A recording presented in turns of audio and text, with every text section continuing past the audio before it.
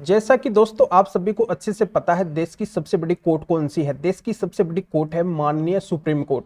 तो माननीय supreme court के द्वारा अगर ऐसा कोई भी लैंडमार्क जजमेंट दिया जाता है तो पूरे देश के अंदर कानून बन जाता है और उसी के अनुसार सभी कोर्टों को चलना पड़ता है। यानी कि माननीय सुप्रीम कोर्ट के अधीनस्थ जितने भी न्यायालय आते हैं सभी को माननीय सुप्रीम कोर्ट के द्वारा दी हुई गाइडलाइन दिया हुआ जजमेंट के अनुसार ही काम करना पड़ता है। यहाँ पे पूरे देश के अंदर कानून बन चुका है कि अब डोमेस्टिक वायलेंस एक्ट के अंदर बहुत बड़ा परिवर्तन माननीय सुप्रीम कोर्ट ने किया है।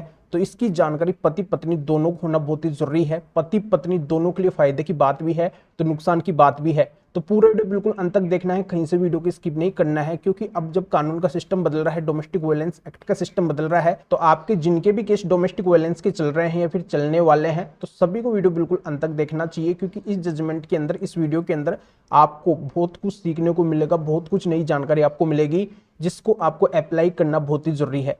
तो अंत तक बने रहिए, पूरी जानकारी का फायदा उठाइए और इस चैनल को अभी तक सब्सक्राइब नहीं करे हैं तो सब्सक्राइब करके बेल आइकन को जरूर दबा दीजिए। तो चलिए शुरू करते हैं। तो वेलकम दोस्तों, मैं हूं आपका अपना एडवोकेट जितेंद्र। तो दोस्तों 1 अक्टूबर वो दिन है, 1 अक्टूबर सन 2024 वो दिन है, आप इस माननीय सुप्रीम कोर्ट के जजमेंट के जरिए से बहुत कुछ कर सकते हैं। यानी कि यहाँ पे अब ये नया कानून पूरे देश के अंदर लागू है और इससे बहुत कुछ सिस्टम है जो डोमेस्टिक वायलेंस एक्ट के अंदर बदल रहा है। देखो यहाँ पे आपको पता है डोमेस्टिक वायलेंस एक्ट का मतलब क्या होता है। इसका मतलब ये होता है कि भारतीय जो भी महिलाएं हैं वो अगर दुखी है, पीड़ित है, उनके साथ में अगर डोमेस्टिक वायलेंस यानी कि घरेलू हिंसा होती है, चाहे वो कोई भी महिला क्यों ना हो, वो किसी भी धर्म की क्यों ना हो, किसी भी जाति की क्यों ना हो, सभी डोमेस्टिक वायलेंस एक्ट का उपयोग करके अपने लिए फायदा ले सकती है, रिलीफ ले सकती है, अपने ऊपर जो भी अत्याचार है उनको रुकवा सकती है। तो ये बहुत ही अच्छा एक्ट है, इसके जरिए से हर पीड़ित महिला को सहायता मिलती है, एक हेल्प मिलती है। तो यहाँ पे मैं आज आपको बताने वाला हूँ कि जैसे अगर कोई भी महिला है उनके साथ में अगर डोमेस्टिक वायलेंस होता है, जैसे कोई पत्नी है उनके साथ में उनके पति या फिर पति के रिश्तेदार, घर वाले जो भी गलत करते हैं, तो वो क्या कर सकती है। डोमेस्टिक वायलेंस एक्ट में एक सेक्शन है, सेक्शन 12 है, उसके तहत वो एप्लीकेशन लगा के और अपने लिए रिलीफ ले सकती है। जैसे मेंटेनेंस ले सकती है, कंपनसेशन ले सकती है, रेजिडेंस राइट ले सकती है। ऐसे कई सारे राइट्स होते हैं जो इस एक्ट के तहत हर महिला को मिल सकते हैं, हर पत्नी को मिल सकते हैं। तो ये तो बात हुई डोमेस्टिक वायलेंस एक्ट के सेक्शन 12 की। अब बात करते हैं डोमेस्टिक वायलेंस एक्ट के सेक्शन 25 की।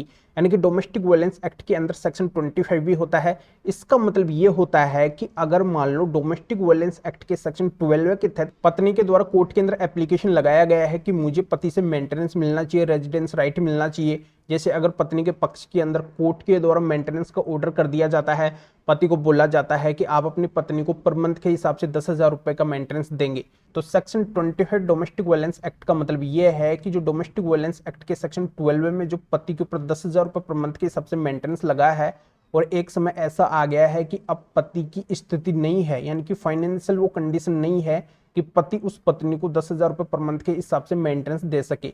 और ऐसे में अगर पत्नी कमाने लगी है, कोई काम कर रही है, ऐसे में पत्नी की इनकम हो रही है, तो जो 10,000 रुपए पर मंथ के हिसाब से ऑर्डर हुआ है डोमेस्टिक वायलेंस एक्ट के सेक्शन 25 का एप्लीकेशन लगा के जो मेंटेनेंस का ऑर्डर है उसको चेंज करवा सकते हैं, यानी कि उस मेंटेनेंस को कम करवा सकते हैं या फिर बंद भी करवा सकते हैं। तो ये सुविधा सेक्शन 25 के अकॉर्डिंग दी गई है। 25 के तहत पति इस तरीके से फायदा ले सकते हैं। इस मामले के अंदर ऐसा होता है कि पत्नी क्या करती है, पति से अलग हो जाती है, अलग होने के बाद में पति के ऊपर डोमेस्टिक वायलेंस का केस करती है, सेक्शन 12 का एप्लीकेशन लगाती है कि मुझे पति से मेंटेनेंस भी मिलना चाहिए और कंपनसेशन भी मिलना चाहिए। अब यहाँ पे जो कोर्ट के अंदर एप्लीकेशन पत्नी लगाती है तो उस कोर्ट के द्वारा पत्नी का 10,000 रुपए पर मंथ के हिसाब से मेंटेनेंस बना दिया जाता है और 1 लाख रुपए कंपनसेशन मिलने का ऑर्डर भी कर दिया जाता है।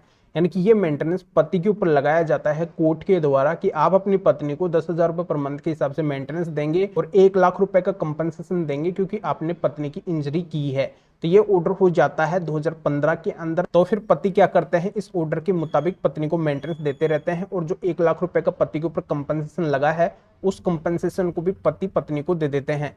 तो यहाँ पे जब मामला चलता रहता है तो 2020 के अंदर पति को पता चलता है कि डोमेस्टिक वायलेंस एक्ट के अंदर सेक्शन 25 भी है। तो पति क्या करते हैं, 2020 के अंदर कोर्ट के अंदर जाके सेक्शन 25 डोमेस्टिक वायलेंस एक्ट का एप्लीकेशन लगाते हैं कि अब तक जो मैं पत्नी को मेंटेनेंस दे चुका हूं 10,000 रुपए पर मंथ के हिसाब से, तो ये पूरा का पूरा मेरे द्वारा अब तक दिया हुआ मेंटेनेंस मुझे वापस मिलना चाहिए और जो कंपनसेशन मैंने पत्नी को 1 लाख रुपए का दिया है तो वो भी मुझे वापस मिलना चाहिए और ये जो ऑर्डर हुआ है ये भी पूरी तरह से कैंसिल होना चाहिए, सेटिसाइड होना चाहिए। तो बिल्कुल पति की सेक्शन 25 की एप्लीकेशन को ट्रायल कोर्ट के द्वारा एक्सेप्ट कर लिया जाता है और पति के पक्ष के अंदर ऑर्डर कर दिया जाता है। फिर ये मामला पत्नी के द्वारा हाई कोर्ट के अंदर फाइल किया जाता है, फिर भी हाई कोर्ट का जो ऑर्डर है वो पति के पक्ष के अंदर ही आता है। तो अंततः मामला माननीय सुप्रीम कोर्ट के अंदर पत्नी लेके जाती है। फिर माननीय सुप्रीम कोर्ट के अंदर जो पत्नी की साइड के एडवोकेट है वो कोर्ट को अच्छे से कन्विंस करते हैं, समझाते हैं कि डोमेस्टिक वायलेंस एक्ट सेक्शन 25 का ये मतलब नहीं है कि अब तक जो ऑर्डर हुआ है पति के ऊपर जो मेंटेनेंस लगा है, पति ने जो अपनी पत्नी को मेंटेनेंस दिया है, कंपनसेशन दिया है, तो वो पति वापस ले सके। इसका मतलब ये जरूर है कि इस ऑर्डर के अंदर चेंजेस हो सकता है, पर यह कतई मतलब नहीं है कि पत्नी को जो भी पैसा पति से मेंटेनेंस के रूप में मिला है, कंपनसेशन के रूप में मिला है, पत्नी को वापस लौटाना पड़ेगा। फिर इस पूरे मामले को सुनने और देखने के बाद में माननीय सुप्रीम कोर्ट का साफ साफ ये कहना होता है कि बिल्कुल सेक्शन 25 का मतलब ये नहीं है कि पत्नी को अब तक जो भरण पोषण की राशि मिली है, पति से जो कंपनसेशन मिला है, उसको पत्नी पति को वापस लौटाई, ऐसा बिल्कुल भी नहीं है। और नहीं पति इस ऑर्डर को सेट असाइड करवा सकते हैं, कैंसिल करवा सकते हैं, ये सेक्शन 25 के अंदर नहीं लिखा हुआ है। ये जरूर है कि पति के ऊपर जो भी मेंटेनेंस को ऑर्डर हुआ है वो डोमेस्टिक वायलेंस एक्ट के सेक्शन 25 के अकॉर्डिंग उस ऑर्डर को चेंज करवा सकते हैं, उस ऑर्डर के अंदर मॉडिफाई करवा सकते हैं। तो दोस्तों जानकारी आपके अच्छे से समझ में आ गई होगी। माननीय सुप्रीम कोर्ट का डोमेस्टिक वायलेंस एक्ट के ऊपर बिल्कुल लेटेस्ट जजमेंट है, नया जजमेंट है। तो इसका फायदा पति और पत्नी दोनों ही 1 अक्टूबर से उठा सकते हैं। पत्नी तो इस तरीके से उठा सकती है जैसे अगर पति पत्नी के खिलाफ जाते हैं, डोमेस्टिक वायलेंस एक्ट का जो भी ऑर्डर हुआ है उसको कैंसिल करवाने के लिए जाते हैं, उसको सेटिसाइड करवाने के लिए जाते हैं, पत्नी को जो भी मेंटेनेंस अब तक दे चुके हैं, कंपनसेशन दे चुके हैं, उसको वापस लेने के लिए जाते हैं, तो ऐसा नहीं होगा। पत्नी माननीय सुप्रीम कोर्ट के इस जजमेंट की सहायता से पति को रुकवा सकती है। दूसरा, पति इस तरीके से फायदा उठा सकते हैं कि अगर पहले पति के ऊपर ज्यादा मेंटेनेंस को ऑर्डर हो चुका है तो पति अपनी फाइनेंशियल कंडीशन के अकॉर्डिंग उस ऑर्डर को चेंज करवा सकते हैं, अपने ऊपर लगे मेंटेनेंस को कम भी करवा सकते हैं। तो दोनों को ही इसका फायदा मिलेगा। तो इस मैटर या फिर और किसी भी कानूनी मैटर में अगर आप मेरे से अधिक जानकारी लेना चाहते हैं, मेरे से फोन के ऊपर बात करना चाहते हैं, तो व्हाट्सएप पे मैसेज करके अपॉइंटमेंट बुक करवा के डायरेक्टली आप मेरे से बात कर सकते हैं। अपनी किसी भी तरीके की जो भी कानूनी समस्या है उसका समाधान मेरे से जान सकते हैं। तो इस महत्वपूर्ण जजमेंट की डिटेल इस वीडियो को डिस्क्रिप्शन के अंदर दी गई है। अभी आप इस वीडियो को लाइक करके शेयर जरूर कर दीजिए और लोगों तक भी जानकारी पहुंच सके। तो वीडियो देखने के लिए आप सभी का बहुत बहुत धन्यवाद।